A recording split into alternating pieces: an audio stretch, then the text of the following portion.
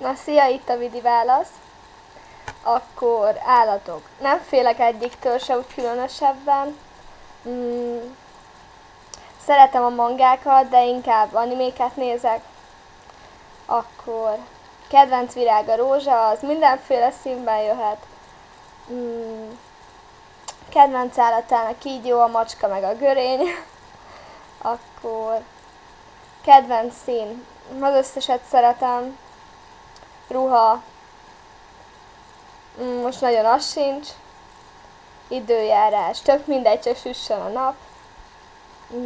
Szám, nincsen kedvenc számom, hülyeség. Zene, sokféle zenét szeretek, Ice Ice Baby most a kedvenc. Mit tennék meg mindenképpen? Hát nem tudom. Ezen még nagyon nem is gondolkoztam. Meg kicsit korhatáros lenne itt kifejteni. Inkább írjuk itt Facebookon. Na, szia, puszi!